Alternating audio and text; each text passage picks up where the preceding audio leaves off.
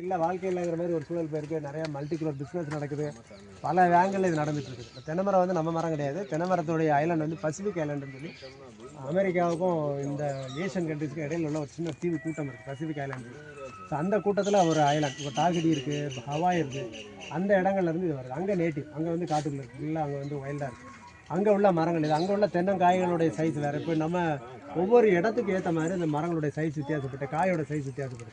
இப்போ நம்ம ஊரில் பெரிய காயை பார்க்க முடியுது. இப்போ பொள்ளாச்சி பக்கம் பார்த்தீங்கன்னா கொஞ்சம் பெரிய சைஸாக இருக்குது. இங்கே கீழே வர வர தேங்காய் சின்ன சின்ன தேங்காயாக இருக்குது. இவ்வளோ சைஸ்லாம் தேங்காய் இருக்குது. சின்ன அது என்ன சொல்ல, ஒரு மாம்பழ சைஸில் தேங்காய் இருக்குது.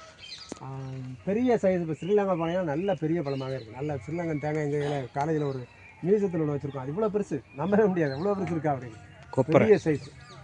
ஸோ அங்கே அந்த அளவுக்கு இதாக இருக்குது. நம்ம ஊரில் தேங்காயில் அவ்வளோ பெரிய ஹெல்த்தியான ஒரு நல்ல ஒரு வளமான ஒரு தேங்காய் ஒன்று பார்த்த மாதிரி இல்லை. தேங்காயில் நிறையா விஷயங்கள் இருக்குது. நான் உங்களுக்கு மேலேருந்து கீழே இருக்குது. இது ஒரு கற்பக விருட்சம்னு சொல்லலாம். வேர்லேருந்து ஆரம்பித்து மேலே வரைக்கும் எல்லாமே பயன் தரக்கூடியதான். உங்களுக்கு ஒரு காலத்தில் தென்னை இதை வச்சு வீட்டுக்கு மெத்த போட்ட கதையெல்லாம் உண்டு. தென்னங்கட்டையை வச்சு பல விஷயங்கள் உபயோகத்துக்கு. இப்போ ஓலையை கையில் கொடுத்தா நம்ம ஆளுங்க நிறைய வேலை செய்வாங்க. இல்லை அவ்வளோ வேலை இருக்குது. ஸோ பாடையில் ஏற்றுற வரைக்கும் ஏற்றாந்து யூஸ் பண்ணுறாங்க. பச்சை மட்டையை வச்சு என்னெல்லாமே செய்கிறாங்க. குச்சி, விளக்கு மாற்றி குச்சி. இப்போ விளக்கு மாற்றி குச்சிக்கு அதை குச்சியை செய்கிறதுக்கு மிஷின் வந்துருக்கு. அதில் போட்டு சுற்றினீங்கன்னா குச்சியாக எடுத்து கொடுத்துருது. நம்ம கயிறு வச்சு கட்ட வேண்டியதான் பாக்கி. கயிறுக்கும் இன்றைக்கி மிஷின் வந்துருச்சு. மிஷினில் கொடுத்தீங்கன்னா அதே கட்டி கொடுத்துருது. ஃப்ரண்ட்டில் வெட்டி விளக்குமாறு. ஸோ உலகத்தில் இதை வச்சு விளக்குமாறு செய்கிறது நம்ம இந்த ஏரியா ஈஸ்ட் ஏஷியன் கண்ட்ரீஸ்காரங்க மட்டும்தான், வேறு யாரும் மாட்டதில்லை. அதெல்லாம் பிளாஸ்டிக் போயிட்டாங்க எல்லோரும். சரி, நிறையா விஷயங்கள் இருக்குது. இதில் நிறையா சொல்லலாம் உங்களுக்கு. இப்போ ஒரு பஞ்ச நேரத்துக்குரிய ஒரு உணவாக பார்க்கலாம். இன்னொரு முக்கியமான ஒரு விஷயம் சொல்கிறாங்க, தேங்காய் அதில் உள்ள தண்ணி இருக்கு இல்லையா, அது வந்து ஒரு ஒரு மெடிக்கல் லெவலில் யூஸ் பண்ணக்கூடிய சலைன் வாட்டர், மெடிக்கலாகவே யூஸ் பண்ணலாம். இன்ட்ராவென்ஸில் உள்ள ஏற்றலான்றாங்க. டாக்டர்ஸ் சொல்லணும், எனக்கு நீங்கள் சொல்லணும்.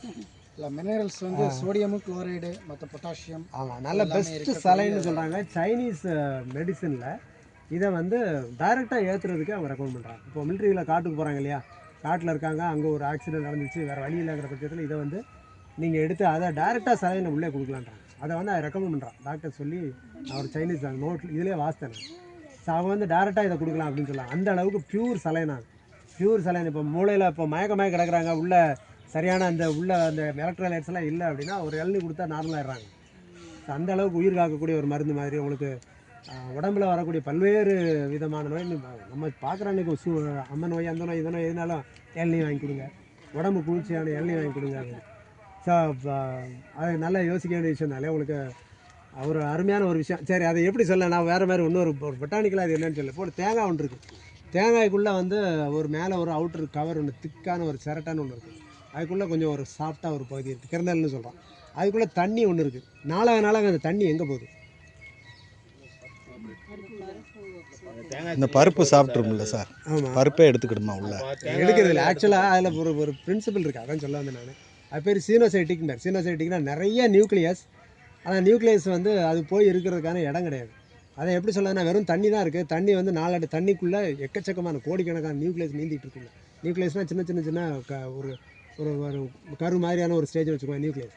இந்த ஒவ்வொரு நியூக்ளியஸும் ஒரு செல்லுக்குள்ளே போகணும். ஒரு செல்லுக்கு வந்து 4 சுவர் இருக்கணும். ஒரு 4 சுவர் இருந்தால் அந்த சுவருக்குள்ளே ஒன்று போயிடுச்சுன்னா அது ஒரு செல்லாக மாறுது. இப்படி செல்லாக மாறுகிற அந்த ஸ்பேஸ் பேர் கேரியோகினசிஸ்ன்னு சொல்லுவாங்க. இந்த கேரியோகினசிஸ் அங்கே நடக்காது. கேரியோகினசிஸ் நடந்துச்சுன்னா தான் அந்த செல் வால் டெவலப் ஆகும். செல் வால் டெவலப் ஆனால் ஒவ்வொரு நியூக்ளியஸும் போய் கரெக்டாக உட்காரணும்.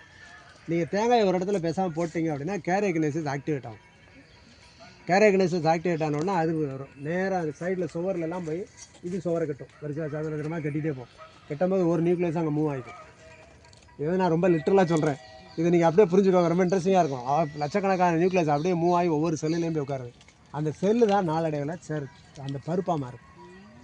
ஆமாம், எல்லாம் தேங்காய் 10 சைடில் ஒட்டிட்டுக்கெல்லாம் மாறி அது அப்படியே மாறி தண்ணி எல்லாம் போய் சைடில் போய் ஒட்டி தேங்காயாக மாறி. அதான் நாளடைவில் தேங்காய். ஃபஸ்ட்டில் வந்து வழுக்கையாக இருக்குது. வழுக்கைனா சாஃப்டான செல், அப்போ தான் வளர ஆரம்பிச்சிருக்கு. அப்புறம் நாளாக செல்வால் திக்காகி நல்ல சாலிடான ஒரு சுவராக மாறி. சரி, அதுக்கப்புறம் போகும்போது டீஹைட்ரேஷன் ப்ராசஸ் போகுது. டீஹைட்ரேஷன் தண்ணியெல்லாம் வெளியே போகுது. தண்ணி வெளியில் போகிற ஸ்டேஜில் தான் தேங்காய் கெட்டு போகிறது. தண்ணி எங்கே வழியாக போனால் ஓட்ட வழியாக தான் போகும், கண் வழியாக தான் போயாகணும். ஸோ அங்கே போகிற இடத்துல மைக்ரோஸ் உள்ள நினச்சி தேங்காய் அழுக ஆரம்பிச்சு. ஸோ இதான் ப்ராசஸ். அழுக ஆரம்பிச்சு. அழுகிடுச்சுன்னா உங்களுக்கு அது இப்போ ஸ்மெல்லு, இப்போ ஃபங்கஸ் பேர் எல்லாமே போயிடும். அதனால் தேங்காய் மேலே கொண்டையை அப்படியே வச்சுருக்கிறது அதை மூடி வைக்கிறதுக்கான வச்சுக்கலாம். எண்ணெயை கொண்டையை அப்படியே வச்சு நேராக வைங்கம்பாங்க இல்லையா. நேராக வச்சா என்னென்னா அந்த தண்ணி போச்சுன்னா அது மேலே படாமல் இருக்கும். தலையில் வச்சோன்னா தண்ணி அதில் பட்டுட்டே இருக்கும், சீக்கிரம் கெட்டு போயிடும். எக்ஸ்ட்ரா தாங்கும். வைக்கலாம், நேராக வச்சலாம். அவர் நிற்கும் பாட்டு ரொம்ப நாள் நிற்கும். நீங்கள் வச்சுட்டிங்கன்னா காஞ்சி நல்ல ஆயிலாக மாறுற வரைக்கும் கூட பேசாமல் இருக்கும், அழுகாது.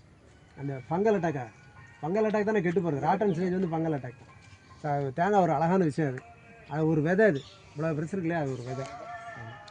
ஸோ தேங்காய் அதுக்கப்புறம் பெரிய விதை ஒன்று இருக்குது, லார்ஜஸ்ட் சீட் ஒன்று இவ்வளோ பெருசு இருக்கும். மால்டீவ்ஸில் இருக்குது, நம்ம ஊரில் கிடையாது. ஸோ தேங்காய் ஒரு அருமையான விஷயம்.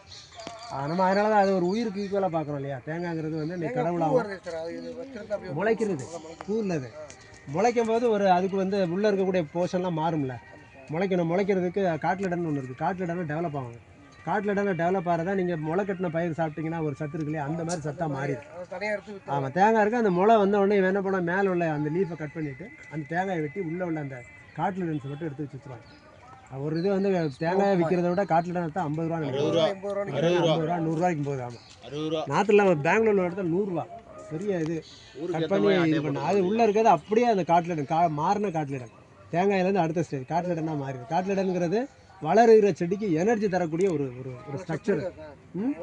எனர்ஜி கண்டிப்பாக நீங்கள் அந்த செடிக்கு போகிற சக்தியெல்லாம் இங்கே தான் நிற்கும். அவ்வளோ விட்டமின்ஸ் மினரல்ஸ் எல்லாம் அங்கே தான் நிற்கும், அதில் இருக்கும். அப்போ அது நம்ம சாப்பிடலாம். அது இனிப்பாக கூட இருக்கும், பார்த்து போய் எல்லாம் இனிப்பாக இருக்கும். ஆமாம், அதேமாதிரி இந்த கொரோனா காலத்தில் ஆக்சிஜன் பிரச்சனை பற்றாக்குறை வந்தது. அந்த ப்ரீத்திங் பிரச்சனைக்கு தேங்காய் பால் எடுத்து சாப்பிட்டா அந்த ஆக்சிஜன் லெவல் நல்லா கூடும். அதோட ஒரு சில திரிபலா அந்த மாதிரி இது போட்டு சாப்பிடும்போது எஃபெக்டிவாக இருக்கும். அதுமாதிரி வயிற்று புண்ணை ஆற்றுறதுல அந்த தேங்காய் பால் மாதிரி எதுவும் கிடையாது. அதே மாதிரி பார்த்திங்கன்னா தேங்காய் சாப்பிட்டா கொழுப்புன்னு நிறைய பேர் சாப்பிட பயப்படுறாங்க. தேங்காயை எண்ணெய் போட்டு வறுத்து இது பண்ணால் அது கொழுப்பு உருவாக்கும். பச்சையாக அப்படியே துருவி சாப்பிட்டிங்கன்னா கொழுப்பு கிடையாது. அதான் சேச்சுரேட்டட் அன்சேச்சுரேட்டட் ஃபேட். அறுக்கிறப்ப சேச்சுரேட் ஆயிரும், அப்படியே கூட அன்சேச்சுரேட்டட் ஃபேட் மாறிக்கும். அப்படியே மொத்தத்தில் எப்படி வச்சுக்கோங்க, வெஜிடபிள் ஃபேட் நல்லது.